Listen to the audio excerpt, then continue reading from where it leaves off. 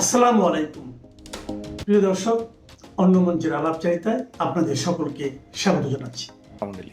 আপনারা এই মুহূর্তে আমাকে যে যেখান থেকে দেখছেন এবং শুনছেন এবং পরবর্তী যে যেখান থেকে দেখবেন এবং শুনবেন, আপনাদের সকলকে জানাই আমি আমার প্রাণঢালা অভিনন্দন এবং শুভেচ্ছা। তো আজকে আপনারা হেডলাইন এবং ব্যানার দেখে বুঝতেই পারছেন যে কি বলছি, যে খাদ্য, তেল, এটা মানে টোটাল অর্থনৈতিক নিষেধাজ্ঞা দিচ্ছে ভারত। এই জিনিসটা যাওয়ার আগে আপনাদেরকে দুইটা বিষয় একটু আলোচনা করি।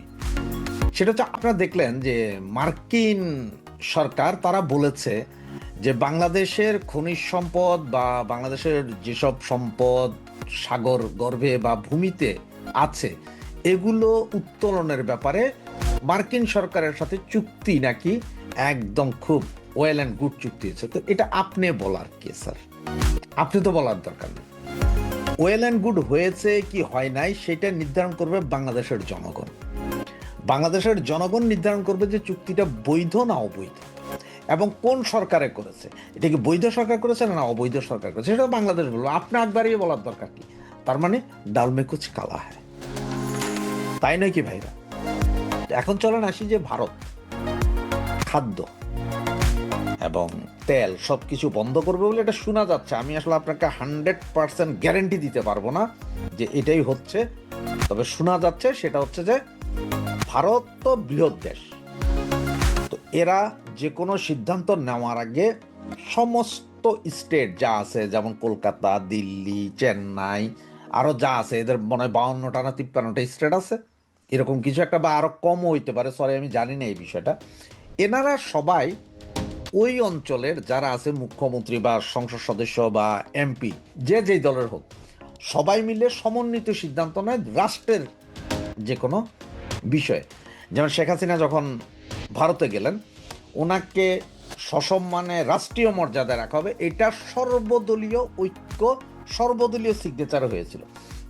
সারা ভারতের যত দল আছে, যত এমপি আছে, যত নেতা আছে, সবাই বলছে ওকে, ওনাকে রাখতে হবে। যেমন সেইখানে মুসলমানদের সবচেয়ে বড় নেতা ভারতের ওআইসি, যার নেতৃত্বে 35 কোটি মুসলমান, যার কথা শুনে উনি নিজেও বলছেন যে আপনারা শেখ হাসিনাকে সসম্মানে রাখতে হবে। তো সেইভাবেই এখন নাকি খাদ্য, মানে আমাদের উপর টোটাল অর্থনৈতিক নিষেধাজ্ঞা দেওয়ার একটা পরিকল্পনা চলছে, যেটাতে ম্যাক্সিমাম গুলো হয়ে গেছে, কিন্তু সাউথ ব্লকের চিঠিগুলো এখনো আইসা পৌঁছায় না। আর আপনারা জানেন যে এত বড় একটা দেশ যে ওদের এক স্টেট থেকে আরেক স্টেটে যাইতে 3 থেকে 4 ঘন্টা লাগে শুধুমাত্র বিমানে। আমরা যারা বিদেশ থেকে, বিভিন্ন দেশ থেকে আমরা যখন বাংলাদেশে ঢুকি, আপনারা দেখছেন শুধু ইন্ডিয়ার উপরে 2.5 থেকে 3 ঘন্টা বিমান চালাইতে হয়। তাহলে এটা কত বড় দেশ। এখন কলিকাতা বাংলাদেশের সাথে, বা 7টা রাজ্য যে 7 সিস্টার, ওরা আমাদের সাথে, ওরা হয়তো আমাদের প্রবলেমগুলো জানে, কি হচ্ছে না হচ্ছে এগুলো ওরা খবর রাখে। বাকি অন্যান্য ডিস্ট্রিক্টের লোকজন এটার খবরই রাখে না যে কি হচ্ছে বা কোথায় কি চলছে না চলছে, এটা খবরও রাখে না। যেমন আপনারা দেখেন, আমরা যারা ঢাকায় থাকি, ঢাকা আলাদা, সেন্ট মার্টিনে কি চলে কিন্তু এটা খুব একটা খবর রাখে না, বা কক্সবাজারে কি চলছে, বা চিটাঙে যারা থাকে তারা ঢাকার কোথায় কি চলছে, রাজশাহীতে কি চলছে, খুলনায় কি চলছে, এগুলো খবর রাখে না। আমরা এক ডিস্ট্রিক্টে খবর রাখি না, এরপরও রাখি। আর ভারতে এত বড় এক দেশ, এত হাজার টিভি চ্যানেল, এখানে কে কার খবর রাখে? তারা অনেকেই জানে না যে বাংলাদেশ আসলে কি চলছে বা কি হচ্ছে। সুতরাং ভারত সরকার সব স্টেটকে নাকি চিঠি দিয়া জানাইছে যে ওদেরকে বুঝাইছে যে কি কি হইতে যাচ্ছে, বাংলাদেশ কি ক্ষতি করতেছে এগুলো নিয়ে। সুতরাং আমাদের উপর একটা অর্থনৈতিক নিষেধাজ্ঞা, মানে আমাদের খাদ্য, পোশাক, তারপর তেল, চাল, ডাল, সব কিছুর উপর একটা নিষেধাজ্ঞা, যেগুলো কোনো এক্সপোর্ট আর হবে না। মানে ভারত থেকে কোনো কিছু এক্সপোর্ট বাংলাদেশে করবে না। হ্যাঁ, বাংলাদেশ কিনতে পারে বাইরে থেকে, কোনো সমস্যা নাই। যেমন এই যে গ্যাস, সিলিন্ডার গ্যাস, যেটা আমরা $10 কিনতাম আগে কাতার, কুয়েত এগুলো থেকে, সেটা এখন $14 আমেরিকান কোম্পানি থেকে কিনতে, পিটার হাসের কোম্পানি থেকে। সেভাবে কিনবে, অর্থনীতি কি হলো না হলে সেটা জানার বিষয় না। তো সাউথ ব্লকের সিগনেচারের জন্য নাকি ওয়েট করতেছে। সব কিছু মিলে ভারতে এবার আস্তে আস্তে সিস্টেমে পাইছে হবে। তবে আমেরিকার টেনশন হচ্ছে যে ভাই, চায়নার কোনো মাল কিনো না, এটা কিনবা, আমরা আছি, এবার তুমি এটা ঘুরে এবার যে দেশ থেকে কিনবা কিনো, পাকিস্তান থেকে কিনো, টার্কি থেকে কিনো, আর যেখান থেকে কিনবা কিনো। এগুলো হচ্ছে মূল কাহিনী। তো ধন্যবাদ। আসসালামু আলাইকুম। 23 জুন, কিছু হয়নি কিন্তু অনেক কিছু হয়ে গেছে। আমরা যখন প্রথম আলোচনা সূত্রপাত করলাম যে 23 জন আওয়ামী লীগকে নিয়ে কি হতে পারে, অনেকে আমাদেরকে বলছেন যে ভাই কিচ্ছু হবে না, চুপচাপ থাকেন, দেখেন আওয়ামী লীগ কি করবে, আওয়ামী লীগের সেই শক্তি আছে কিনা, আওয়ামী লীগের শক্তি কি আছে না আছে এটা বোধহয় আমরা জানি না জানি আমাদের সরকার বাহাদুর খুব টের পেয়ে গেছে। দেখেন আওয়ামী লীগ অপ্রাসঙ্গিক বলা তো হচ্ছে, তারা তো খুব জোর দিয়ে বলেন এবং এটা বলতে খুব আরাম বোধ করেন যে আওয়ামী লীগ অপ্রাসঙ্গিক। এই অপ্রাসঙ্গিক আওয়ামী লীগ ঠেকাইতে গিয়া তাদের কাছে অপ্রাসঙ্গিক হইলে তাদের কাছে মশা, সে মশা মারতে গিয়ে কামান ডাকতে হলো কেন? মশা যখন ডেঙ্গুর চেয়েও ভয়ঙ্কর হয়ে ওঠে তখনই তো কামান ডাকতে হয় নাকি? আওয়ামী লীগ তলে তলে সেটা হয়েছিল কিনা এটা সরকার বাহাদুর খুব টের পেয়েছে, তার কাছে ইন্টেলিজেন্সের ইনফরমেশন ছিল বলে দাবি করছে। কি করে নাই, প্রথমে পুলিশ সতর্কতা জারি করলো, তারপরে সেনাবাহিনী মোতায়েন করলো, তারপরে ঢাকা শহরে 18,000 পুলিশ মোতায়েন করলো, তাতেও হইল না, তারপরে আবার বিজেপি মোতায়েন করলো, তাতেও হইল না। জামাতে ইসলামী এবং এনসিপি তাদের সাংগঠনিক সমস্ত ক্ষমতা মাঠে প্রদর্শনের চেষ্টা করলো এবং বিএনপিও মাঠে আওয়ামী লীগকে ফেরানোর জন্য কথা। এর মধ্যে দিয়েও একেবারে বিচ্ছিন্নভাবে আওয়ামী লীগ বের হয়নি, বের হয়েছে টুকটাক, যেটা অন্য 23 তারিখের আগে কিছুদিন বের হয়েছে সেই তুলনায় বের হয়। কারণ এটা অনেকেই বুঝতে পারছিল। গতকালকে আমাদের এখানে একজন সম্মানিত আলোচক যেমন রঞ্জন, সে বলছিল মনে আছে যে দিন শেষে যেটা হবে এরা আরামসে একটা ডিক্লেয়ার দিবে আওয়ামী লীগের সকল ষড়যন্ত্র নস্যাৎ করে দিচ্ছে, এবং বিএনপি কমিশনার কিন্তু আজকে এটাই বলছে যে আওয়ামী লীগের ষড়যন্ত্র ব্যর্থ করে দিয়েছে। আচ্ছা, এই যে শক্তি ক্ষয়, এই যে বাংলাদেশে সেনাবাহিনীকে মাঠে নামানো, বাংলাদেশ এটা তো রেয়ার, এটা তো খুবই ব্যতিক্রম যে একটা সরকার ক্ষমতায় এসছে তার 4 মাসের মাথায় তাকে তার বিরোধী পক্ষকে নিয়ন্ত্রণের জন্য সেনাবাহিনী নামাই দিয়েছে। এবং কথাটা দিন যে আজ আমাদের সবার প্রিয় সাংবাদিক মাহবুব কামাল তিনি বলছেন যে একটা নির্বাচিত সরকার যখন আপনার সেনাবাহিনী নামায় মাঠে তখন গণতন্ত্রের সত্যত্ব নিয়ে প্রশ্ন, মানে গণতন্ত্র তাহলে কোন জায়গায় আছে এবং কতটুকু নড়বড়ে, মানে আরো প্রশ্ন ওঠে যে আমাদের পুলিশ বাহিনী নিয়ে কি আমাদের সরকারের মধ্যে কনফিডেন্ট কম? 5 আগস্ট 2024 পুলিশের যে মেরুদণ্ড ভেঙে দেওয়া হয়েছে এবং এরপরে মেরুদণ্ড আরো নতজানু করে দেওয়া হয়েছে ডক্টর ইউনূস আমলে, পুলিশকে একেবারেই মানসিকভাবে তাকে অপারেশনাল ভাবে পুলিশকে দুর্বল করে দেওয়া হয়েছে। তাতে করে কি বর্তমান সরকার পুলিশের উপরে আর আস্থা রাখতে পারছে না? ইউনূস সরকারের সময় আসিফ নজরুল যখন বলছিল যে 70% পুলিশ সহ আওয়ামী লীগের, 80% পুলিশ আওয়ামী লীগের, বর্তমান সরকার কি সেটা মনে করে নাকি কোনো পরিবর্তন আছে? দেখেন এই যে ঢাকা মহানগর সহ 6 এলাকায় সশস্ত্র বাহিনীকে বিশেষ নির্বাহী ম্যাজিস্ট্রেট ক্ষমতা দিল সরকার। ঘটনাটা কি ছিল? কার্যক্রম নিষিদ্ধ আওয়ামী লীগের প্রতিষ্ঠা বার্ষিকীকে কেন্দ্র করে ঢাকা সহ যে 3 মহানগর ও 3 জেলায় সেনাবাহিনী মোতায়েনের সিদ্ধান্ত হয়েছে, সেসব এলাকায় বাংলাদেশ সশস্ত্র বাহিনীকে কর্মরত সেনাবাহিনীর ক্যাপ্টেন ও তদূর্ধ্ব সমমর্যাদার কমিশনপ্রাপ্ত কর্মকর্তাদের, কোস্টগার্ড ও বিজিবিতে প্রেষণে নিয়োজিত সমপদমর্যাদার কর্মকর্তা সহ 9 দিনের জন্য বিশেষ নির্বাহী ম্যাজিস্ট্রেসি ক্ষমতা দিয়েছে সরকার। এই সোমবার জনপ্রশাসন মন্ত্রণালয়ের এক প্রজ্ঞাপনে এই সিদ্ধান্ত জানানো হয়। আজ সোমবার থেকে 30 জুন পর্যন্ত এই সিদ্ধান্ত বলবৎ থাকবে। এই এলাকাগুলো কি কি হলো? ঢাকা, চট্টগ্রাম ও গাজীপুর মহানগর, নারায়ণগঞ্জ, গোপালগঞ্জ, ফরিদপুর। আমি ওকে একটা প্রশ্ন করলো যে এই 6 জেলা কেন? আমার কাছে বিষয়টা খুব পরিষ্কার।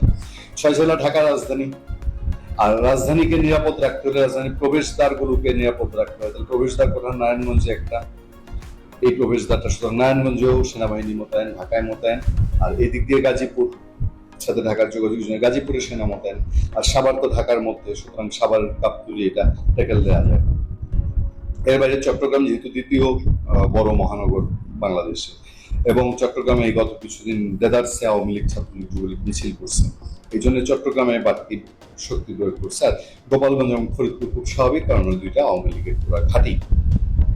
এই যে অবস্থাটা তৈরি হলো, আলটিমেটলি কি পেল সরকার বা আওয়ামী লীগে কি করলো? আওয়ামী লীগ তো কিছুই করেনি। আওয়ামী লীগ কোনো বিতম্বিও দেয়নি, কোনো ডেডলাইনও ঘোষণা করেনি, কিন্তু সরকার ধানমন্ডি 32 নম্বর পর্যন্ত পাহারা দিল এবং 32 নম্বরে একজন সাংবাদিককে জামাতে ইসলামী লোকজন মারপিটও করল। এসবের মধ্যে দিয়ে আওয়ামী লীগকে কি আদতে দমন করে রাখা সম্ভব? এইভাবে সেনাবাহিনী দিয়ে 2 দিন পর ধরেন সেনাবাহিনীকে 30 তারিখ পর্যন্ত মাঠে রাখার এখন সিদ্ধান্ত হয়েছে। 30 তারিখের পর আওয়ামী লীগ যে আবার কিছু করার চেষ্টা করবে না, এর কি কোনো গ্যারান্টি আছে? ফলে বাংলাদেশ যে একটা অনিশ্চয়তার পথে, সেটা বোধহয় বলার অপেক্ষা রাখে না। accept Israel or India. Accept Israel and India চায় এই জামাতিরা।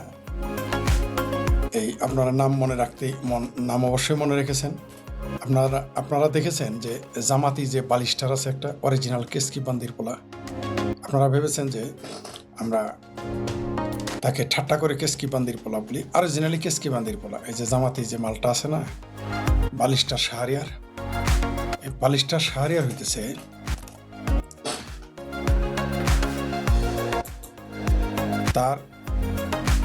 তার যে মা ছিল, তার মায়ের সাথে তার বাবার বিয়েটা বিতর্কিত।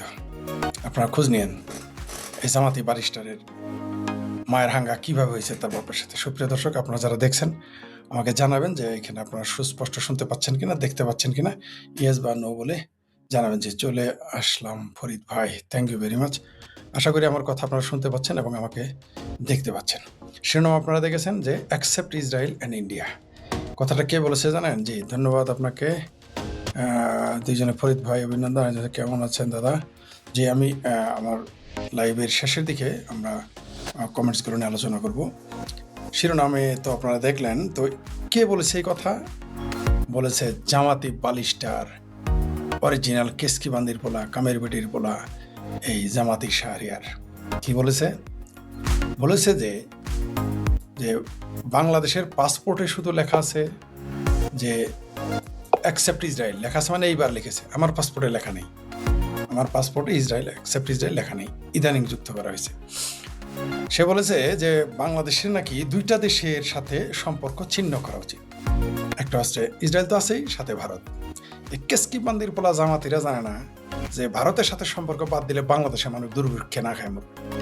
কারণ এরা তো এটাই চায় যে এই যারা বাংলাদেশে পেয়ারা পাকিস্তানি, বাংলাদেশে যারা হেফাজতে পাকিস্তানি, বাংলাদেশে যারা পেয়ারা চরমনাই পাখি, মানে পেয়ারা পাখি চরমনাই, পেয়ারা পাখি সরসিনা, এইরকম পেয়ারা পাখি যারা রয়েছে, সেটা যে কোনো পেয়ারা পাখি, সেটা জাতীয়তাবাদী পেয়ারা পাখি হোক আর অজাতীয়তাবাদী পেয়ারা পাখি হোক, এই পাখিরা চায় যে ভারতের সাথে সম্পর্ক না থাকুক। আমার প্রশ্ন হইল, এই কেসকি বান্দির পোলা এই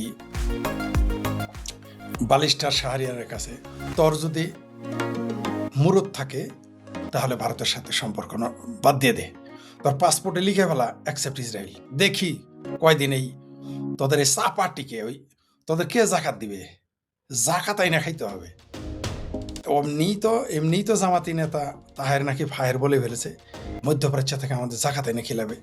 তো এরা না করুক, আমিও দোয়া করতেছি এই জামাতিরা পাসপোর্টে লিখুক, তাদের যদি সেটার মুরত থাকে তাহলে পাসপোর্টে লিখুক যে ইসরায়েল অ্যান্ড ইন্ডিয়া অ্যাকসেপ্ট, এটা লিখুক। মুরত যদি থাকে তাহলে বাংলাদেশের পাসপোর্ট এটা লিখুক। তাহলে তো বাংলাদেশে যে ইন্ডিয়ান হাই কমিশন আছে তাকে ফেরত পাঠাতে হবে, কূটনৈতিক সম্পর্ক বাদ দিতে হবে, বাদ দিক। আরে বাবা, ভারতের ভিসা ছাড়া তাই বাংলাদেশে হাহাকার মনে দুর্ভিক্ষ লেগে গেছে। বাংলাদেশের ডিজেল ছাড়া তুমি চলতে পারলা না, আর সাফা মারো তুমি অ্যাকসেপ্ট ইন্ডিয়া ছাড়া চলবা। ওই পাকিস্তানের হাই কমিশনে টাকা খায়া চেঁচামেচি করাই যায়, পাকিস্তানের হাই কমিশনের গোলাম হয়ে কামলা দিয়ে যা ইচ্ছা তাই বলা যায়। দেশ চালানো অত সস্তা না, ওটা বুঝতেছে তারেক ভাইয়া, ওই যে জাতীয় ভাইয়া আছে না তোমাদের, যে জামাতি রাজাকার আলবদরদের যে আসল পৃষ্ঠপোষক, তারেক ভাইয়া বুঝতেছে যে ভারত কাকে বলে। চাইনা যাওয়ার আগেই বলছে, কি বলছে? আমরা 3 বৃহৎ শক্তির সাথেই বন্ধুত্ব রেখে চলতে চাই। জামাতি বান্দির পোলা, কেসকি বান্দির পোলা শাহরিয়ার কি জানে কোন 3টি দেশের নাম তার জাতীয় ভাইয়া বলেছে তারেক রহমান? একটা হলো আমেরিকা, আর একটা হলো চায়না, আর একটা হলো ভারত। সেটা কি কেসকি বান্দির পোলা জামাতিরা বলেছে? এই কেসকি বান্দির পোলারা জানে না। এই মূর্খরা সারাদিন পাকিস্তান হাই কমিশন থেকে সদগা আছে আর মিছিল করে, ইন্ডিয়ান হাই কমিশনের দিকে গিয়ে মিছিল করে, পাকিস্তানি সদগা খেয়ে। পাকিস্তান নিজেই তো সদগা নিয়ে চলে। যেই দেশ ভিখারিস্তান, পৃথিবীতে 90% বিদেশি ভিক্ষুক হইল পাকিস্তানিরা, সেই পাকিস্তানের সাথে প্রীতি। বাবারে বাবা, ইসরায়েলের সাথে বাংলাদেশ জানে, ইসরায়েলের সাথে কোন 5 পয়সা লস হয়েছে? ইসরায়েলের লস হয়েছে আমাদের। এবং আমরাই যদি ইসরায়েলের সাথে আরে ভাই, মধ্যপ্রাচ্যে যে কামলা দেয় যে দেশ হলো, ইরানে যায় কামলা দেয়, যে ইরান সবচেয়ে দরিদ্র, ইরাকে যায় কামলা দেয়। আরে ভারতে যায় কামের বুয়াগিরি করে। ভারতে গিয়ে এই স্কিপ বান্দির পোলা শাহরিয়ার কবির, তুমি আগে ওই 1 থেকে 1.5 কোটি যে বাংলাদেশি মুসলমান ভারতে গিয়ে কামের বুয়াগিরি করে, ভারতে গিয়ে যে দিন মজুরগিরি করে, তাদের আগে ফিরে আনো, সাফা মারো, ভারতের সাথে সম্পর্ক রাখবো। তোমার রাখতে কইছে কে ভারতের সাথে তোমার যদি মুরুদ থাকে, সেটার মুরুদ থাকে, তাহলে ভারতের সাথে সম্পর্ক ছেদ করে দেখাও। তুমি পাসপোর্টে লেখো অ্যাকসেপ্ট ইসরায়েল অ্যান্ড অ্যাকসেপ্ট কি ইন্ডিয়া, মুরুদ থাকে যদি দেখাও। ওটা পাকিস্তান বুঝতেছে ইন্ডিয়ার সাথে সম্পর্ক না থাকলে কি হয়, বুঝতেছে। পাকিস্তানের রাহাত ফতে আলী খান বুঝতেছে, আতিক আসলামেরা বুঝতেছে যে একটা গান গায়ে যে টাকা পাইতো সারা জীবনে সেই টাকার পাকিস্তানে বসে ইনকাম করা সম্ভব না। ওটা বুঝতেছে পাকিস্তানের গায়ক, নায়ক, নায়িকারা। তুমি কি বুঝবা শাহরিয়ার কবির? তুমি কেসকি বান্দির বলা কি বুঝবা জামাতি মাল? ওটা বুঝবে ভারতের ইউরোপ ভারত ছাড়া চলতে পারে না, আমেরিকা ভারত ছাড়া চলতে পারে না, রাশিয়া ভারত ছাড়া চলতে পারে না, কানাডা ভারত ছাড়া চলতে পারে না, অস্ট্রেলিয়া পারে না। তুমি কেসকি বান্দির বলা শাহরিয়ার ইন্ডিয়ারে মানলেই কি না মানলেই কি, মানে কথা বলতে পারলেই বাসে। তোমরা না তো স্লোগান দিয়েছিলা বয়কট ইন্ডিয়া, বয়কট ইন্ডিয়া। তো ক্ষমতায় তো এখন তোমরা যারা স্লোগান দিছো বয়কট ইন্ডিয়া, তো ইন্ডিয়ার পণ্য বয়কট করে দেখাও না। আরে ভাই, ইন্ডিয়ার গরু ছাড়া এবারও কুরবানির ঈদ হয় নাই। ইন্ডিয়ার ডিজেল ছাড়া এই সরকার চলে নাই, নাহলে চিত্তরে তখনই পড়ে যাইতো, উষ্টাখায় পড়ে যাইতো ইন্ডিয়া থেকে ডিজেল না আনলে। সাবা মারা, মানে এই দেশের ভারত বিরোধিতা, মানে খাবে ভারতের, পড়বে ভারতের, থাকবে ভারতে, চিকিৎসা করাবে ভারতে, ভারতের পেঁয়াজ, নুন, ডাল, তেল সব খাবে, কচু মুখি সবই খাবে, ইন্ডিয়ান গরুর ভুড়ি খাবে, ঠিক আছে। তারপরেও বলবে যে ইন্ডিয়া ছাড়া চলতে পারবে। চলো ইন্ডিয়া ছাড়া করে দেখো। জামাতি ব্যালিস্টার তো দূরের কথা, বিএনপিরও বলুক ইন্ডিয়া ছাড়া চলতে পারবে। হাউ মেনি পেডিতে হাউ মেনি গম হয়ে যায় সেটা দেখবে, ঠিক আছে। হাউ মেনি পেডিতে হাউ মেনি রাইস হবে না, হাউ মেনি পেডিতে হাউ মেনি ওয়েট হয়ে যাবে, তা করে দেখো। টেলিভিশনের টক শো আর ভারতের সাথে চলা এক না তো। তুমি 2024-এর 5ই আগস্টের আগে কই আসিলা? কেসকি বান্দির বলো শাহরিয়ার তোমার তো খুঁজে পায় নাই কেউ, তোমার তো কেউ জানে না। বাংলাদেশে কে চিনতে তোমার মাঠে নামাইছে জামাতিরা। এই জন্য কয়দিন চলবা? যে কয়দিন আর্মিরা বাংলাদেশ পাহারা দিতে সেই কয়দিনই, যে কয়দিনই ওয়াকারের এই বাহিনী তোমার পাহারা দিবে সেই কয়দিনই। তারপরে তোমার তো হারিয়ে লাগে আবার খুঁজে পাওয়া যাবে না, পালায় চলে যাবে পাকিস্তান হলে তুরস্ক, এটা আমরা জানি। তোমার যেভাবে গুপ্ত থেকে নামানো হয়েছে, সুপ্ত থেকে সামনে আনা হয়েছে, টিভিতে পাঠানো হয়, পত্রিকাতে পাঠানো, এরকম তোমার আবার পাঠাই দিবে, আমরা এটা জানি। তোমার হার কিন্তু খুঁজে পাওয়া যাবে না। ভারত ছাড়া তো, ভারত ইন্ডিয়া অ্যাকসেপ্ট ইন্ডিয়া লেখো। আমি ওটাই চাইতেছি, আমিও দোয়া করতেছি বাংলাদেশ বলুক যে ভারতের সাথে চলবে না, কূটনৈতিক সম্পর্ক ছিন্ন করুক। তারপরে দেখি হাউ মেনি পেডিতে হাউ মেনি গম হয়, এটা একটু আমি দেখতে চাইতেছি। বাংলাদেশ যেদিন ভারতের ছাড়া চলতে চাইবে, ওইদিন কেবল না খায় মারা যাবে বললে ভুল হবে। ওই পাকিস্তানের গলাগলি ধরে কান্নাকাটি করতে হবে, আর কিছুই না। ওটা বুঝতেছে পাকিস্তান যে ভারত থেকে পেঁয়াজ আলু রপ্তানি না করতে পারলে তার দেশের দাম কত হয়, পেঁয়াজের দাম কত হয়, ওটা ওরা বুঝতেছে। ওই যে পাকিস্তান সীমান্তে চোরাকার বাড়ি টাইট করে দিছে, পাকিস্তানের সেটা বন্ধ হয়ে গেছে, সেটা বুঝে গেছে, সেটাতে বাদ যায় না। সেটা মানে প্যাট, অন্য কিছু বানিয়ে না। আমাদের অঞ্চলে সেটা মানে হলো প্যাট, আঞ্চলিকভাবে আমাদের গ্রামে সেটা মানে প্যাট। পেটে ভাত জুটবে না, পেটে কিছুই ঢুকবে না। করে দেখো না, এমনিতেই তো অবস্থা খারাপ। বাংলাদেশের অর্থনীতি তো এমনি কোথায় গেছে তো ভালো করে জানার কথা। সারা দুনিয়া ফাসিক চৌধুরী সারা দুনিয়াতে ইনভেস্ট খুঁজতে এখন বলতেছে যে বাংলাদেশে নিজেদের ইনভেস্ট করতে হবে, নিজেদের মধ্যে ইনভেস্ট খুঁজতেছে। সোনার চান ঠিকই বলেছেন। এই টাকলা ফুয়াদ আর শাহরিয়ারের ওই কেসকি বান্দির পোলা, কামের বেটির পোলা, শাহরিয়ারের কথাই যদি বাংলাদেশ চলতো, তাহলে বাংলাদেশের মানুষ এমনি দুর্ভিক্ষে না গায়ে মারা যাবে। আপনারাই বলেন সুপ্রিয় দর্শক, এই কেসকি বান্দির পোলা শাহরিয়ার জামাতি মাল বলেছে যে পাসপোর্টে নাকি লেখা উচিত অ্যাকসেপ্ট ইন্ডিয়া, ইসরায়েল চলবে না, অ্যাকসেপ্ট ইন্ডিয়া লেখো। মানে ইন্ডিয়াতে আর যাবে না, কোনো রকম কূটনৈতিক সম্পর্ক থাকবে না। করে দেখাও। আমি তো দোয়া করতে আছি, করে দেখাও না। তখন আগে তো রংপুরে মঙ্গা ছিল, শেখ হাসিনা সেটা শেষ করছে। জননেত্রী শেখ হাসিনা বাংলাদেশ থেকে মঙ্গাকে হাওয়া করে দিছে, মঙ্গা বিলীন করছে রংপুর থেকে। ইন্ডিয়ার সাথে সম্পর্ক শেষ করো, কূটনৈতিক সম্পর্ক শেষ করো, পাসপোর্টে লেখো ইন্ডিয়া যাওয়া যাবে না। পুরো মঙ্গার তখন রংপুরে না, পুরো বাংলাদেশেই তখন মঙ্গা রাষ্ট্র না, বাংলাদেশের নাম দিতে হবে পাকিস্তান না, পূর্ব পাকিস্তান না, মঙ্গাস্তান। এই ভারতের সাথে শেখ হাসিনা সরকার উচ্ছেদের কারণে বাংলাদেশের অর্থনীতি উষ্টা খায়া বঙ্গোপসাগরে পড়ছে। আর ভারতের নাম যেদিন লেখবা যে ভারতে যাবা না, ভারতে চলবা না, ভারতের সাথে কূটনৈতিক সম্পর্ক শেষ, পাসপোর্টে লেখবা অ্যাকসেপ্ট ইন্ডিয়া, তারপরের দিন পুরো বাংলাদেশের নাম পূর্ব পাকিস্তান, এখন তো পূর্ব পাকিস্তান, তখন নাম হবে মঙ্গাস্তান। আবার বলতেছি, যেদিন ভারতের সাথে সম্পর্ক ছেদ করবা বা ভারত তোমার সাথে সম্পর্ক ছেদ করবে, সেদিন বাংলাদেশের নাম হবে মঙ্গাস্তান। বাংলাদেশও থাকবে না, বাংলাদেশ তো এখনো নাই, পাকিস্তানও নাম থাকবে না, মঙ্গাস্তান। বিশ্বাস হয় না? করে দেখো। ওই যে পাকিস্তানের মতো ভারত বিরোধী জজবা পয়দা করছ, এমনিতে এতিমখানাতে ভরপুর, প্রত্যেক অঞ্চলে এতিমখানা, গিজ গিজ করে এতিমখানা এখনই। তখন বাংলাদেশের নাম হবে মঙ্গাস্তান অথবা এতিমিস্তান, এছাড়া আর কোনো জায়গা হবে না। ওই যে গাজাতে তাও কিছু মানুষ খাদ্য ঠাদ্য পাঠাইছে, কারণ মানুষই 15 থেকে 20 লাখ, কিন্তু বাংলাদেশে 18 কোটি মানুষের কে খাওয়াবে? আল্লাহই তো খাওয়াবো না। আর তো আমেরিকা আর পাকিস্তান তো নিজে ভিক্ষাবৃত্তি করে খায়। তুরস্কর পশ্চাৎ দেশ খালে বিলে। ইরান তো হইল মধ্যপ্রাচ্যের সবচেয়ে গরিব রাষ্ট্র। তো এই বাংলাস্তানে ওরফে আপকামিং মঙ্গাস্তানে কে খাদ্য দিবে? পুরো বাংলাদেশ হয়ে যাবে তখন রোহিঙ্গাস্তান। রোহিঙ্গাদের মতো তাম্বুতে থাকতে হবে। আর কবে জাহাজে করে খাবার আসবে তখন যদি কিছু জুটে। মুরত দেখাও। আমি তো জামাতিদের, আমিও দোয়া করতেছি। এই যে কেসকিপ বান্দির পোলা অরিজিনাল, কামের বেটির পোলা শাহরিয়ার জামাতি মাল যে বলছে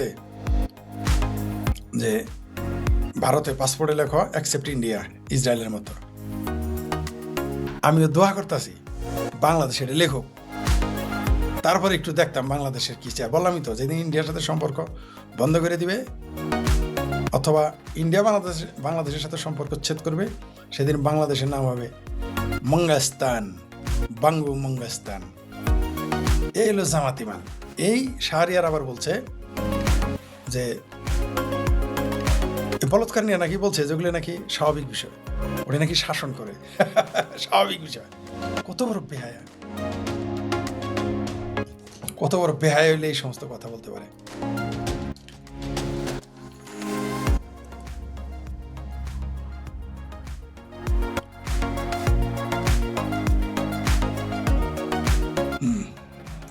তারপরে এই মঙ্গাস্তানের জামাতি মাল বলছে পাকিস্তানের এই দেশে কোনো ধর্ষণ করেনি, সব করেছে মুক্তিযোদ্ধারা আর ভারতের ফোর্স মিলে, আর দোষ দেয় পাকিস্তানের। এই কথা বলার পরেও তারা টেলিভিশনে ডাকে। বাংলাদেশের টেলিভিশনগুলি এত বেহায়া হয়ে গেছে, এরা এত মুসলেখা দিয়ে আসছে যে জামাতের এই মালটাকেও তারপর টেলিভিশনে নিতে হবে। এই কথা বলার পরেও তাকে অ্যাক্সেস দেওয়া হয়। বাংলাদেশের মিডিয়া কার দাস আসলে? এরা তো জুতা পিটা করে পাবলিক, এরে কি বলবো আর। যাই হোক, সময় আসুক, জনগণের বিচার করবে। কিন্তু আমাদের দুর্ভাগ্য, সামারের দেশের সম্পাদকের মতো, ওই মাহমুদুর রহমানের মতো, চামুদুর রহমানের মতো সে পালায় তুরস্কে চলে যাবে, আমরা তাকে আর খুঁজে পাবো না। এটা হলো সমস্যা।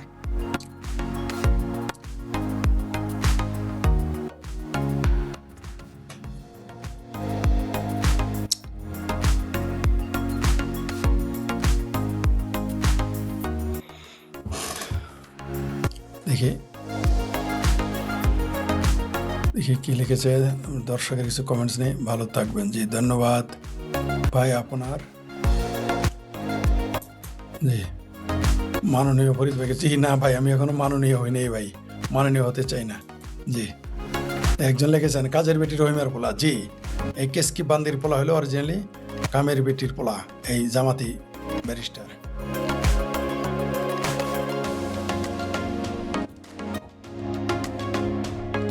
হ্যাঁ, এই যে এই কথাটা। জি, সুপ্রিয় দর্শক, আপনি বলেছেন যে জামাতি বালিশটা, জামাতি কামের বেটির বলা শাহরিয়ার খান বলেছে ভারতের সঙ্গে সব রকম চিহ্ন করে দেখা করি তো বলতেছি। সে লিখেছে পাসপোর্টে লিখতে হবে শুধু অ্যাকসেপ্ট ইসরায়েল না, অ্যাকসেপ্ট ভারত লিখতে, ইন্ডিয়া লিখতে হবে। লিখে দেখাক, আমি তো ঠিক বলতেছি, করে দেখাক। একজন লিখেছে ভারত সব কিছু বন্ধ করে না কেন? করবে, সময় হলেই করবে। একজন লিখেছে বাংলাদেশের কিছু মানুষ কেন ইন্ডিয়ার সাথে ভাইয়ার চায়? হ্যাঁ, এই চা হলো শুকে খাইতে ভূতে গেলে, তাই ইন্ডিয়ার সাথে ভাইয়ার চায়। আর পেয়ারা পাকিস্তানি, 71-এ যে পাকিস্তান তাদের মায়ের দেশ ভেঙে ফেলছে, তাদের বেদনার দেশ, তাদের মায়ের যে পাকিস্তানি বাবারা ছিল তারা হেরেছে, এই জন্য কষ্ট হয়, এই জন্য ভারতের সাথে যুদ্ধ চায়। এবার যুদ্ধ হলে যে কপালে কি আছে এর উপর দেখতে পারবে। একজন লিখেছেন, ফরিদ ভাই সারা দুনিয়াতে মুসলিম ভাইদের যে অপমান করেন তার সাথে ভাই আমি তো অপমান করি না, মুসলমানই মুসলমানকে অপমান করায়। ভাই ওই যে 30 সালে যে 5 বছরের বাচ্চারে দর্শন করলো ওটাকে আমি করাইছি।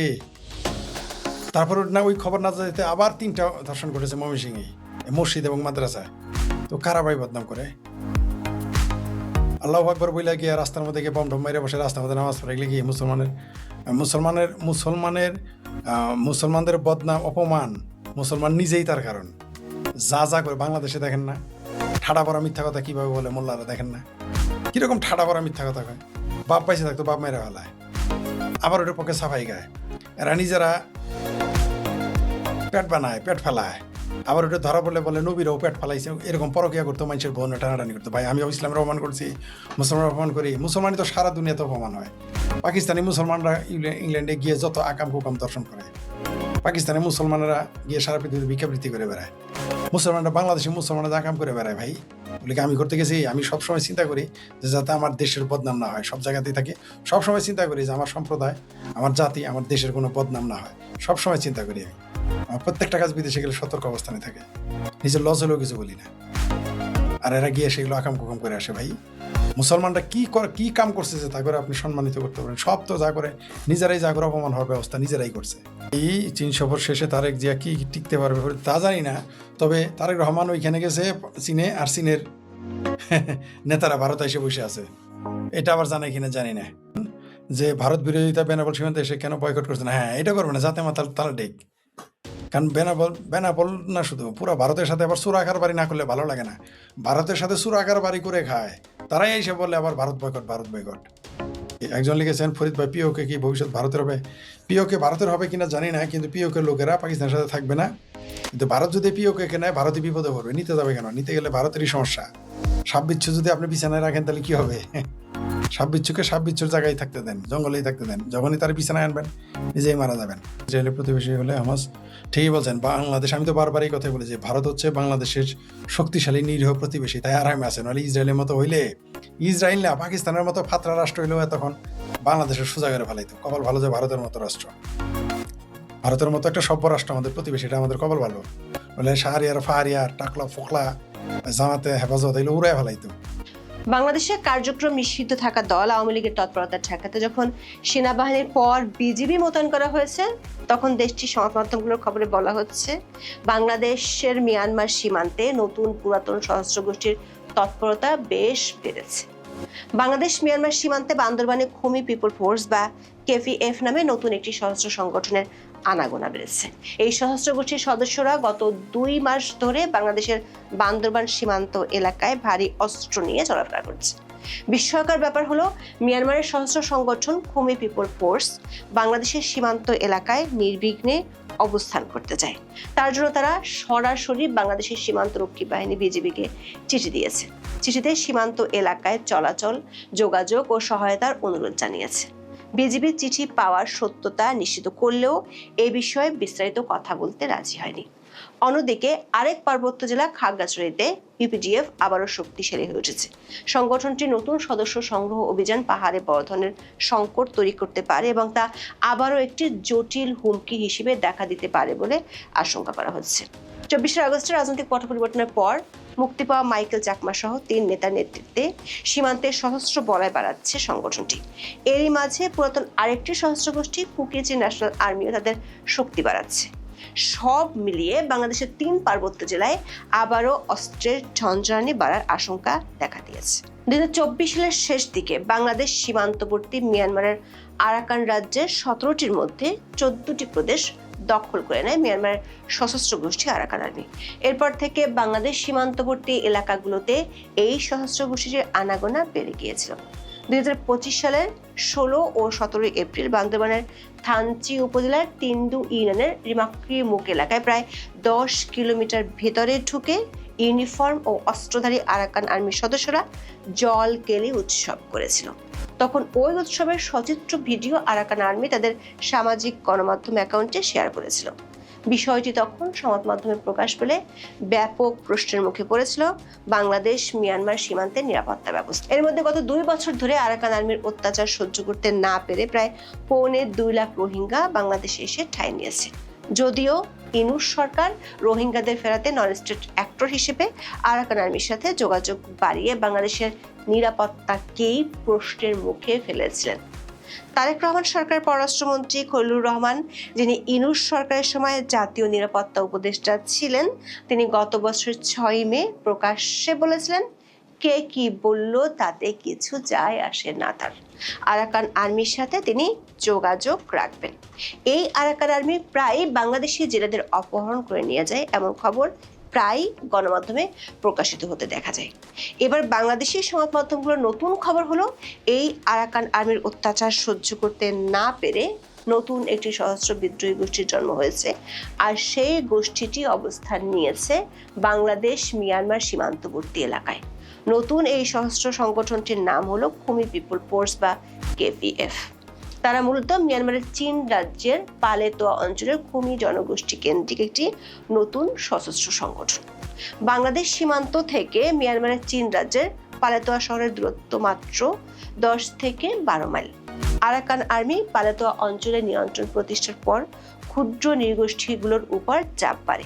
অভিযোগ আছে, বিভিন্ন গোষ্ঠীকে আরাকান আর্মির নিয়ন্ত্রণ মেনে চলতে বা তাদের সঙ্গে যুক্ত হতে চাপ দেওয়া হচ্ছিল।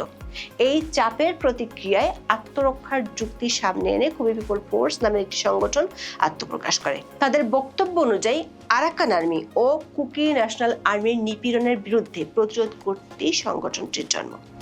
বাংলাদেশ মিয়ানমার সীমান্তে রাঙ্গামাটি জেলার বিলাইছড়ি উপজেলায় একটি জায়গার নাম হলো তিনমুখ পিলার। এই তিনমুখ পিলার হলো বাংলাদেশ, ভারত ও মিয়ানমারের ত্রিদেশীয় সংযোগস্থল। রাঙ্গামাটির বিলাইছড়ি উপজেলায় অবস্থিত হলো দুর্গম পাহাড়ি পথের কারণে বান্দরবানের রুমা উপজেলা হয়ে এখানে পৌঁছানো তুলনামূলক সহজ। এই সংযোগস্থলের আশেপাশে খুমি, মুরো ও বম সম্প্রদায়ের মানুষ বাস করে। একাধিক সংবাদমাধ্যমের খবরে বলা হয়েছে, গত এপ্রিলের মাঝামাঝি সময় প্রথমবারের মতো কেপিএফ কে তিনমুখ পিলার সংলগ্ন কেসপাই পাড়া এলাকায় দেখা যায়। পরে তা ব্রাইডুলুচাঁদ, থানদই ও ক্রামচিপাড়া সহ একাধিক এলাকায় তাদের উপস্থিতির তথ্য পাওয়া গেছে। সবশেষ মে মাসের শেষ দিকে থানচি উপজেলার তিনদু ইউনিয়নের পাওপাড়া এলাকার একটি ঝিরিতে তাদেরকে দেখা যায়। বাংলা ট্রিবিউনের খবরে বলা হয়েছে, পাওপাড়া থেকে সশস্ত্র দলটি তিনদু বাজারের উল্টো পাশে অবস্থিত ক্রামচিপাড়ায় স্থানীয় খুমি জনগোষ্ঠীর কয়েকজনকে নিয়ে সাংগঠনিক তৎপরতা চালাচ্ছে। পাড়া কারবারের ছেলেকে সামনে রেখে স্থানীয়ভাবে একটি কমিটি গঠনের উদ্যোগ নেওয়া হয়েছে। এছাড়া রেমাক্রি ইউনিয়নের এক জনপ্রতিনিধির ইঞ্জিন চালিত নৌকায় সংগঠনের নেতা লাথইং খুমিকে তিনদুর রাজা পাথর এলাকায় দেখা গেছে। বিস্ময়ের ব্যাপার হলো, খুমিদের সশস্ত্র সংগঠন কেপিএফ অবাধে চলাফেরা ও তৎপরতা চালানোর জন্য বাংলাদেশ সরকারের কাছ থেকে অনুমতি চেয়েছে। খুমি পিপল ফোর্স গত 25 মে বিজেপিকে একটি চিঠি দেয়। ওই চিঠিতে তারা নিজেদের যাত্রা ফেব্রুয়ারিতে শুরু হয়েছে উল্লেখ করে এবং সীমান্ত এলাকায় চলাচল ও যোগাযোগের সুযোগ চায়। চিঠিতে বলা হয়, খুমি ন্যাশনাল কংগ্রেস পার্টি বা কেএনসিপি এর খুমি পিপলস ফোর্স বা কেপিএফ মিয়ানমারের খুমি জনগণের জীবন ও সম্পদ রক্ষায় গঠিত একটি সশস্ত্র সংগঠন। তাদের দাবি, আরাকান আর্মি পালেতোয়া টাউনশিপে মিয়ানমার সেনাবাহিনীর ঘাঁটি দখল করে প্রশাসন চালু করার পর থেকে খুমি ও অন্যান্য জাতিগোষ্ঠীর নিপীড়নের শিকার হচ্ছে। চিঠিতে আরও বলা হয়, কেএনসিপি ও কেপিএফ চীনল্যান্ড কাউন্সিল বা চীন ব্রাদারহুডের অংশ নয় এবং বাংলাদেশের কেন্দ্রীয় সরকারের বিরোধিতা করে এমন কোনো সশস্ত্র গোষ্ঠীর সঙ্গে তারা জোট করবে না। তাদের ভাষ্য অনুযায়ী 2024 সালের শুরু থেকে আরাকান আর্মি পালেতোয়া নিয়ন্ত্রণ করছে এবং কুকি ন্যাশনাল আর্মি বা কেএনএ আরাকান আর্মির সঙ্গে জোট করে স্থানীয়দের সম্মতি ছাড়া সেখানে অবস্থান গড়ে তুলতে চাইছে। চিঠিতে উল্লেখ করা হয়, কেপিএফ সদস্যরা 2026 সালের ফেব্রুয়ারি থেকে বাংলাদেশ মিয়ানমার সীমান্তের কাছে অবস্থান করছে। তারা দাবি করেছে, বাংলাদেশের নিরাপত্তা বিঘ্নিত করবে না, বরং আন্তর্জাতিক আইন ও বিজিবির পরামর্শ মেনে সম্পর্ক গড়ে তুলতে চায়। একই সঙ্গে বাংলাদেশ সীমান্তের কাছে অবাধ চলাচলের অনুমতি চায়। বিজিবির Cox's Bazar region commander brigadier general Mohammad আকসার খান চিঠির সত্যতা নিশ্চিত করে বলেছেন, স্থানীয় কারবারের মাধ্যমে একটি বর্ডার পোস্টে চিঠিটি পাঠানো হয়েছে। তবে তিনি বলেছেন, সীমান্তে কোনো সশস্ত্র গ্রুপকে অ্যালাউ করা হবে না। সংশ্লিষ্টরা বলছেন এই অবস্থান বাংলাদেশের জন্য অত্যন্ত গুরুত্বপূর্ণ, কারণ সীমান্তে বিদেশি সশস্ত্র গোষ্ঠীর সামান্য উপস্থিতিও যদি সহনীয় হিসেবে দেখা হয় তাহলে তা ভবিষ্যতে বড় নিরাপত্তার ঝুঁকিতে পরিণত হতে পারে। তারা মনে করেন কোনো বিদেশি সশস্ত্র সংগঠন যখন একটি দেশের সীমান্তরক্ষী বাহিনীকে চিঠি দেয় তখন সেটি শুধু যোগাযোগ বা সহযোগিতা চাওয়ার চেষ্টা নয়, বরং নিজেদের অস্তিত্ব, সংগঠনগত সক্ষমতা এবং সীমান্তে অবস্থানের একটি রাজনৈতিক ঘোষণা।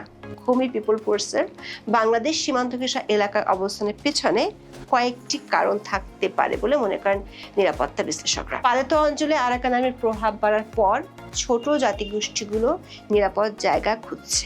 পাহাড়ি দুর্গমতা, নদীপথ, ঝিরি ও সীমান্তের ঝোপঝাড়ের গোপন চলাচল পথ সশস্ত্র গোষ্ঠীর জন্য সুবিধাজনক।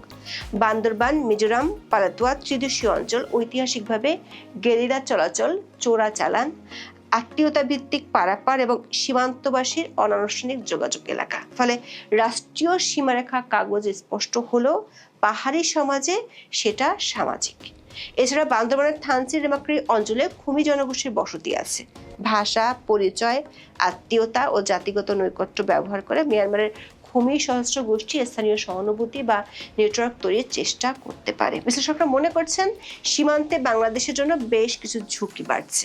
সীমান্তে বিদেশি সশস্ত্র গোষ্ঠীর অদৃশ্য ঘাঁটি বা চলাচল পথ তৈরি হলে খাদ্য, আশ্রয়, গাইড, নৌযান বা স্থানীয় যোগাযোগের নেটওয়ার্ক গড়ে তুলতে পারে। তাহলে সেটি দ্রুত নিরাপত্তা চ্যালেঞ্জে পরিণত হয়। স্থানীয় পাহাড়ি সমাজের উপর চাপ তৈরি হতে পারে। অস্ত্র, মাদক ও চোরাচালান রুটের সঙ্গে নতুন সশস্ত্র গোষ্ঠীর সংযোগ তৈরি হলে রাজনৈতিক সশস্ত্র গোষ্ঠী ও অবৈধ অর্থনীতির রুট একে অন্যের উপর নির্ভরশীল হয়ে পড়ে। তাছাড়া বাংলাদেশ, ভারত, মিয়ানমার ত্রিদেশীয় নিরাপত্তা জটিলতা তৈরি হলে সেটা আঞ্চলিক নিরাপত্তা ইস্যুতে পরিণত হবে। এর মধ্যে টাইমস অফ বাংলাদেশ আরেকটি খবর প্রকাশ করেছে। 22শে জুন সংবাদ মাধ্যমটির প্রকাশিত খবরে বলা হয়েছে, পাহাড়ে ইউপিডিএফ এর তৎপরতা বাড়ছে, যে কারণে পাহাড়ে সশস্ত্র কর্মকাণ্ড আবারও দেখা দেওয়ার শঙ্কা জেগেছে। খবরটিতে বলা হয়েছে, পার্বত্য চট্টগ্রামের সক্রিয় পাহাড়ি সংগঠন ইউনাইটেড পিপলস ডেমোক্রেটিক ফ্রন্ট বা ইউপিডিএফ নতুন করে তাদের পরিধি বাড়াচ্ছে বলে জানিয়েছেন দেশের নিরাপত্তা সংস্থার কর্মকর্তারা। এই সংগঠনটি সম্প্রতি পাহাড়ি আদিবাসী যুবকদের দলে টানার প্রক্রিয়া জোরদার করছে। এমনকি সীমান্তের কাছাকাছি দুর্গম বনাঞ্চলে নতুন সদস্যদের একাংশকে অস্ত্র প্রশিক্ষণ দেওয়া হচ্ছে বলেও অভিযোগ উঠেছে। নিরাপত্তা বাহিনীর ঊর্ধ্বতন কর্মকর্তারা জানিয়েছেন, পাহাড়ের সাম্প্রতিক এসব ঘটনা সরকারের সর্বোচ্চ মহলকে জানানো হয়েছে। এ বিষয়ে এখন পর্যন্ত আনুষ্ঠানিক কোনো বিবৃতি দেওয়া না হলেও পাহাড়ি জেলাগুলোর সামগ্রিক নিরাপত্তার উপর এর কি প্রভাব পড়তে পারে তা খতিয়ে দেখছে কর্তৃপক্ষ। সশস্ত্র তৎপরতার জন্য আওয়ামী লীগ আমলে গ্রেপ্তার হয়েছিলেন সংগঠনটির নেতা মাইকেল চাকমা, কিন্তু 24শে আগস্টে রাজনৈতিক পট পরিবর্তনের পর 7ই আগস্ট কথিত আয়নাঘর থেকে মুক্তি পান মাইকেল চাকমা। এরপর থেকে পাহাড়ে তার বিরুদ্ধে ব্যাপক চাঁদাবাজির অভিযোগ থাকলেও ইনুস আমলে ধরাছোঁয়ার বাইরে থেকে যান তিনি। চাঁদাবাজির মামলায় মাইকেল চাকমাকে 2025 সালের 7ই অক্টোবর 8 বছরের সশ্রম কারাদণ্ড দেন আদালত। সূত্রগুলো বলছে, তিনি বর্তমানে দেশের বাইরে আছেন, সেখান থেকে চালাচ্ছেন ইউপিডিএফ এর কার্যক্রম। নিরবিচ্ছিন্ন আর্থিক ও লজিস্টিক সহায়তা পাওয়ার কারণেই সংগঠনটি পার্বত্য চট্টগ্রাম জুড়ে তাদের সদস্য সংগ্রহ অভিযান জোরদার করতে পেরেছে।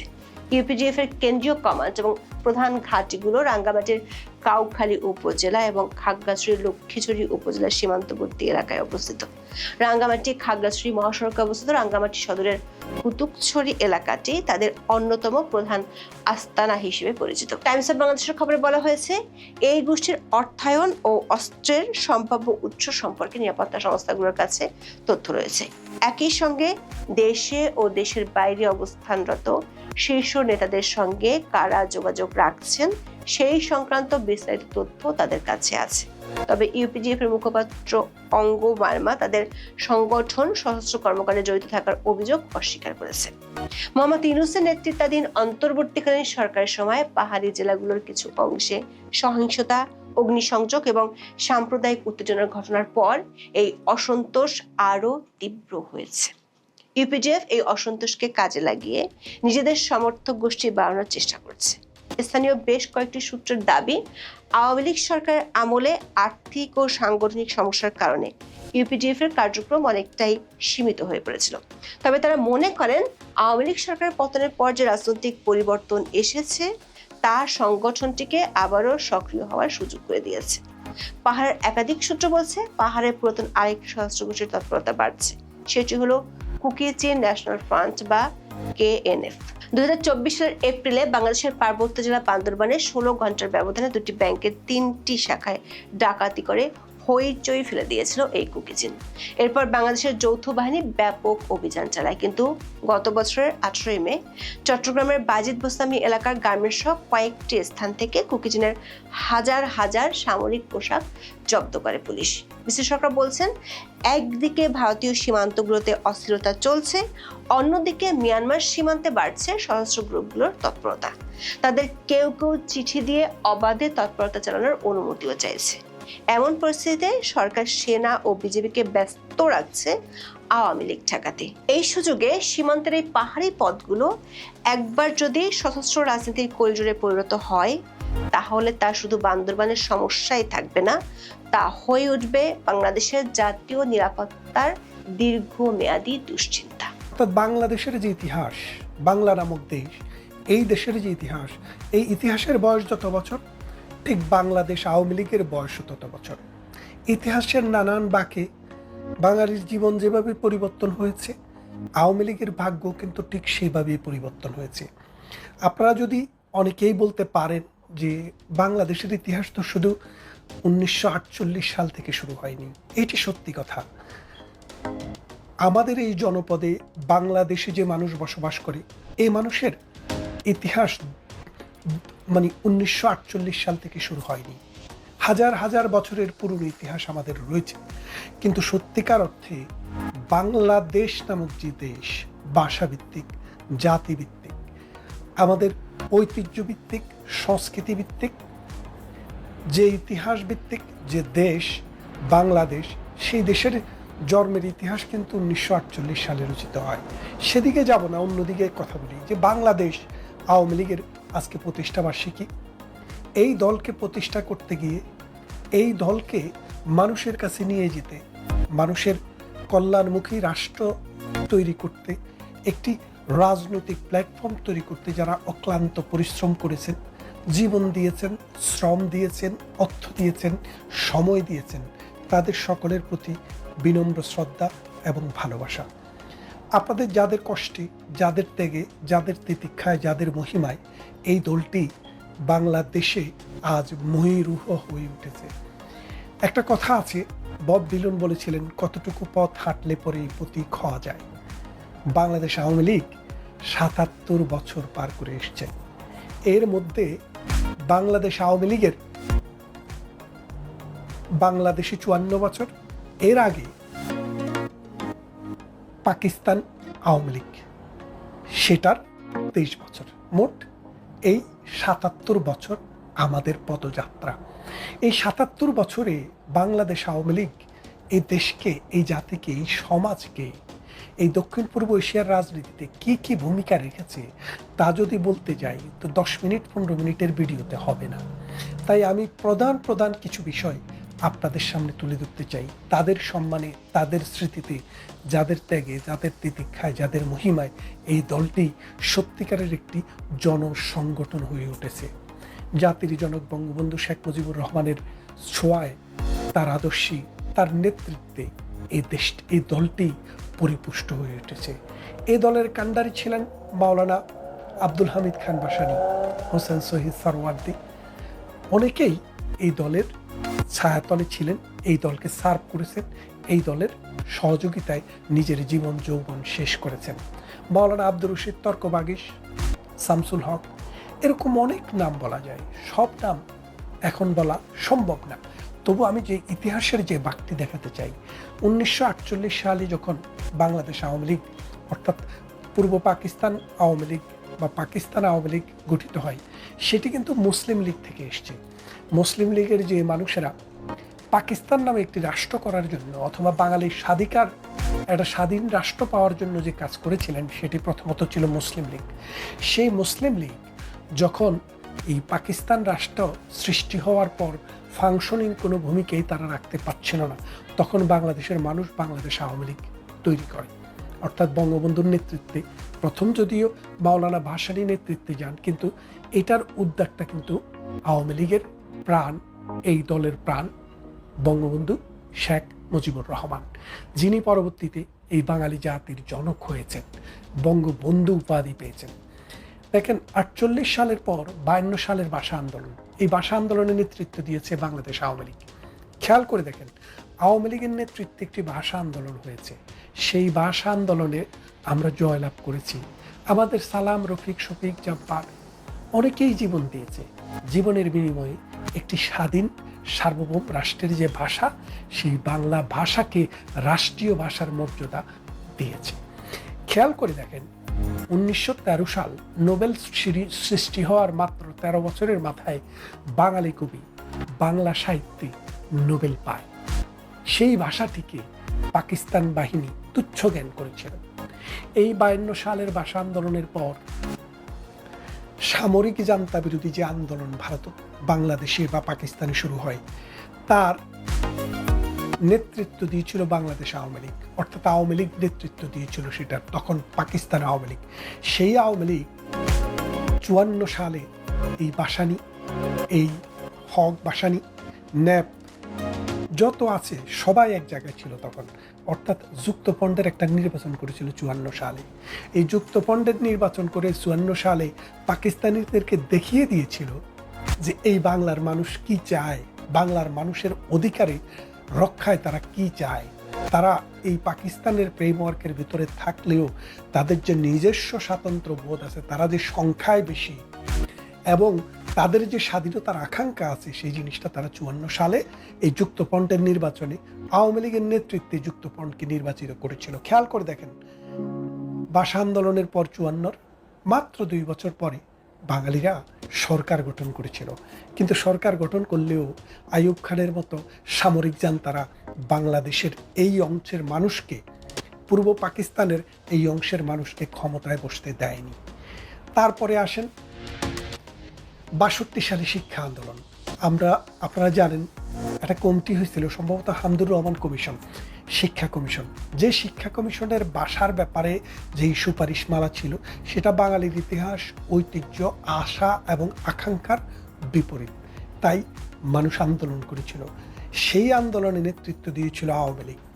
সেই আওয়ামী লীগের নেতৃত্বে 62 সালের সেই শিক্ষা আন্দোলনে পাকিস্তানি জান্তা বাধ্য হয়েছিল সেই শিক্ষা কমিশনকে বাতিল ঘোষণা করতে। তারপর 63 সালের 6 দফা আন্দোলন, যেটাকে বলে বাংলাদেশের মানে ম্যাগনা কার্টা, স্বাধীনতার যে বাংলাদেশ স্বাধীনতা যুদ্ধের তৈরি হওয়ার যে দলিল, সেই দলিলটা মূলত তৈরি করেন বঙ্গবন্ধু 1966 সালে। এই 66 সালে যখন এই ম্যাগনা কার্টা রচিত হয়, তখন বঙ্গবন্ধু বলেছিলেন, আরে মিয়া, দফা তো দিছি 6টা, দাবি তো দিছি 6টা, আসলে ভেতরে ভেতরে দাবি তো একটা। কি দাবি? স্বাধীনতার দাবি। এই দাবিকে সামনে রেখেই কিন্তু 6 দফা সামনে নিয়ে আসা হয়েছে। কারণ একটা রাষ্ট্রের ভিতরে আপনি বিদ্রোহী হয়ে খুব বেশি কিছু করতে পারবেন না, রাষ্ট্রবিরোধী হয়ে আপনি কিছুই করতে পারবেন না। যদি করেন, টুডে, টুমোরো ও ডে আফটার আপনাকে আইনের আওতায়, রাষ্ট্রের আইনের আওতায়, রাষ্ট্রের ভিতরে একটা আইন থাকে যেটা কোনো কিছু দিয়ে বন্ধ করা যায় না। 1971 সালে খুনিরা পার পায়নি, 1975 সালের খুনিরা পার পায়নি, আর 2024-এর যে খুনিরা আমাদের অসংখ্য নেতা নেত্রীকে, নেতাকর্মীকে খুন করেছে, ধ্বংস করেছে আমাদের ইতিহাস, ঐতিহ্যকে, তাদেরও মুক্তি নেই। Today, tomorrow or day after. তারপরে আসেন, এই 66 দফা আন্দোলন যখন থামাতে পারছিল না, তখন বঙ্গবন্ধুর বিরুদ্ধে রাষ্ট্রদ্রোহের মামলা নিয়ে আসে, যে আগরতলায় গিয়ে বঙ্গবন্ধু ষড়যন্ত্র করেছে, পাকিস্তান ভাঙার ষড়যন্ত্র, এবং তার মৃত্যুদণ্ড। সেই তার মৃত্যুদণ্ডের বিরুদ্ধে সারা বাংলার মানুষ ফুঁসে উঠে। তার নেতৃত্ব দিয়েছে আওয়ামী লীগ, এবং এই আওয়ামী লীগের নেতৃত্বে তোফায়েল ভাই আজ চলে গেছেন, তোফায়েল ভাই, রাজ্জাক ভাই, আমু ভাই, এরা, সিরাজুল আলম খান, তারপরে আসম রব, মাখন ভাই, তারপরে শাহজাহান সিরাজ, ওদের নেতৃত্বে বাংলাদেশ এগিয়ে গেছে এবং 69-এ গণ অভ্যুত্থানে বঙ্গবন্ধুকে মুক্ত করতে সমর্থ হয়েছে। বঙ্গবন্ধুর জীবন সেদিন রক্ষা পেয়েছে। এই 69-এর গণ অভ্যুত্থানের পর 70-এ আসে নির্বাচন।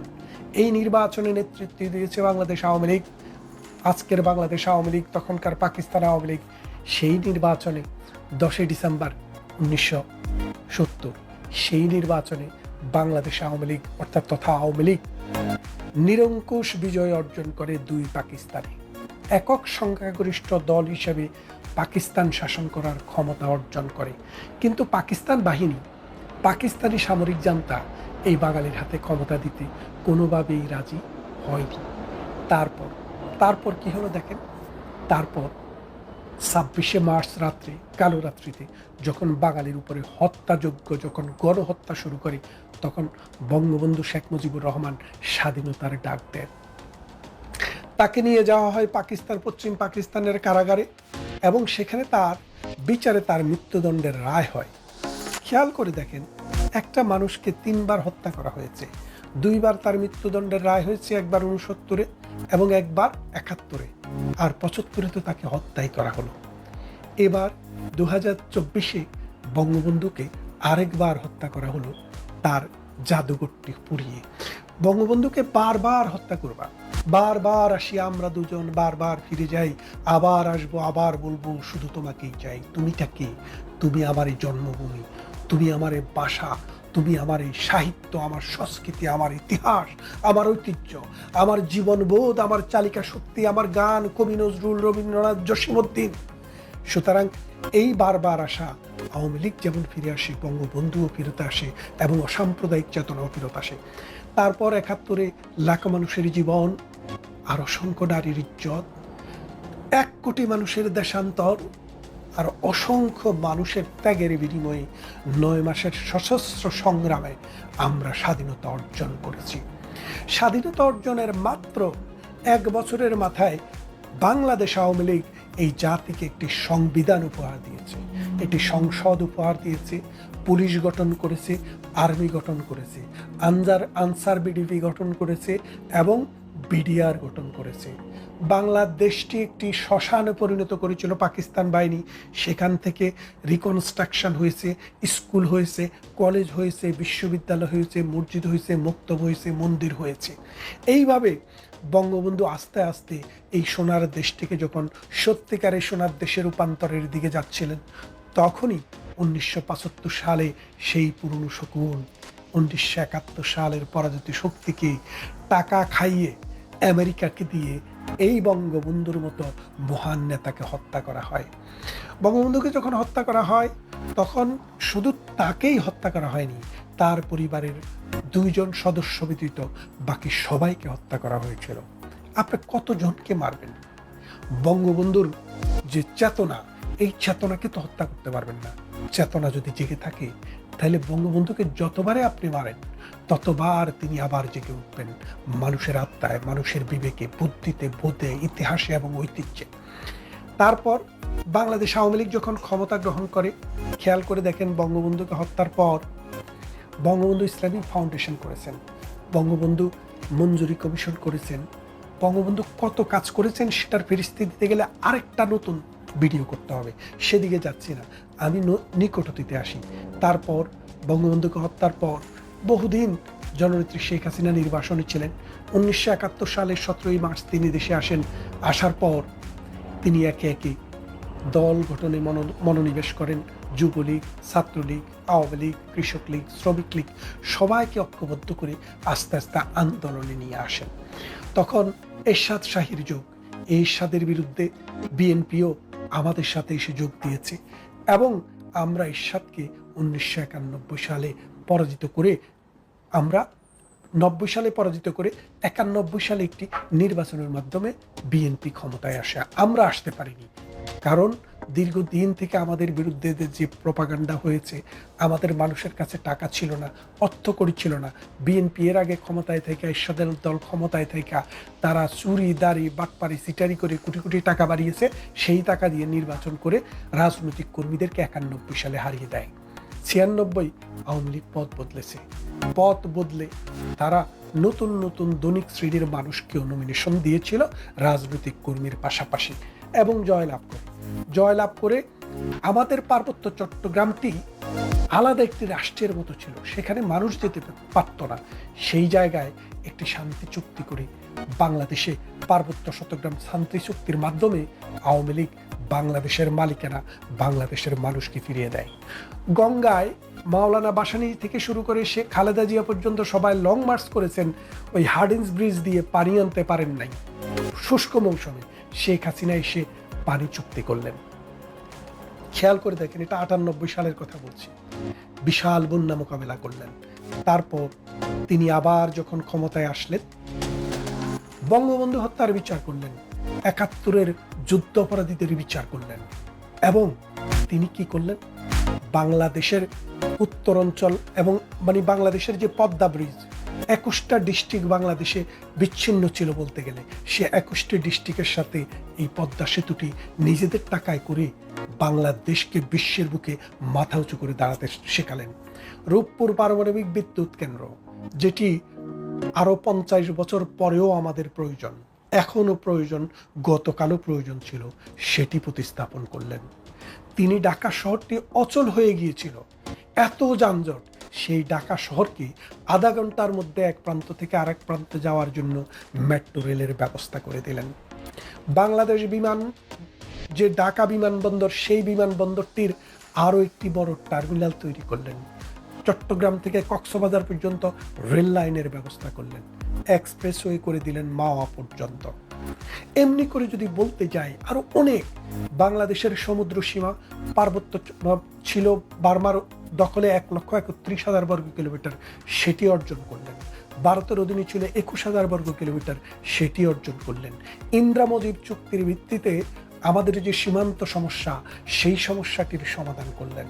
তাহলে খেয়াল করে দেখেন, বাংলাদেশ নামক যে রাষ্ট্রটিকে আজকে আপনারা আজকের কাঠামোতে দেখেন, এই কাঠামোতে আসার জন্য আওয়ামী লীগ তথা বাংলাদেশ আওয়ামী লীগ তথা জননেত্রী শেখ হাসিনা এবং বঙ্গবন্ধু শেখ মুজিবুর রহমান যে চেষ্টা সাধনা করেছেন, মূলত বাংলাদেশের ইতিহাস বললে ওই আওয়ামী লীগের ইতিহাসটাকেই বলতে হয়। এর বাইরে যারা এসছেন, কেউ চাকর থেকে, সেনাবাহিনী থেকে এসছেন, আর কেউ বিদেশ থেকে এসে হঠাৎ করে নেতা হয়ে গেছেন, তাদের ইতিহাস আপনারা আগামী দিনে লিখবেন, আমরা সেটা দেখব। আজ আর বাড়াবো না, শুধু একটি কথা বলে শেষ করি যে বাংলাদেশ আওয়ামী লীগের ইতিহাস মানে এই বাংলার মেহনতি মানুষের ইতিহাস, মানুষের ভাগ্য বদলের ইতিহাস। বাংলাদেশ আওয়ামী লীগের ইতিহাস মানে হচ্ছে এই 1,47,998 বর্গ কিলোমিটার ভূমির মানুষের সুখ, দুঃখ এবং জীবন গাথার ইতিহাস। বাংলাদেশ যতদিন থাকবে, বাঙালি যতদিন থাকবে, মানুষের ইতিহাসে এই আওয়ামী লীগ চিরকাল সোনার হরফে লেখা থাকবে।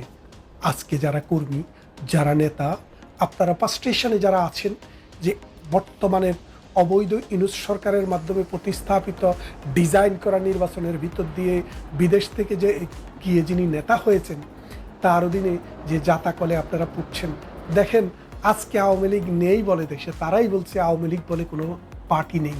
সেই পার্টিকে, সেই স্বপ্নের পার্টিকেও তারা আর্মি দিয়ে কন্ট্রোল করার চেষ্টা করছে।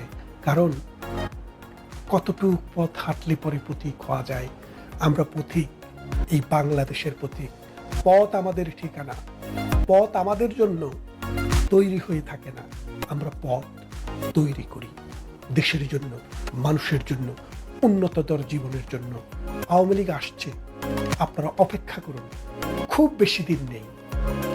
যারা 71-এ ঘাতক, রাজাকার, আলবদর, আলশাম ছিল, এখনো তারা তাই আছে, তাদের বদল হয়নি।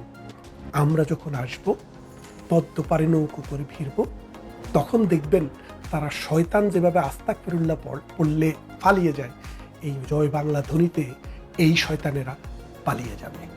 ভালো থাকবেন, শুভেচ্ছা আবারও। 25টা বার্ষিকী সফল হোক বাংলাদেশ আওয়ামী লীগ, বাংলাদেশ ছাত্রলীগ, যুবলীগ, শ্রমিক লীগ, কৃষক লীগ, মহিলা লীগ, আওয়ামী আইনজীবী পরিষদ সহ সমস্ত সংগঠনের নেতাদের প্রতি অকৃত্রিম শ্রদ্ধা এবং ভালোবাসা। ভালো থাকবেন সবাই।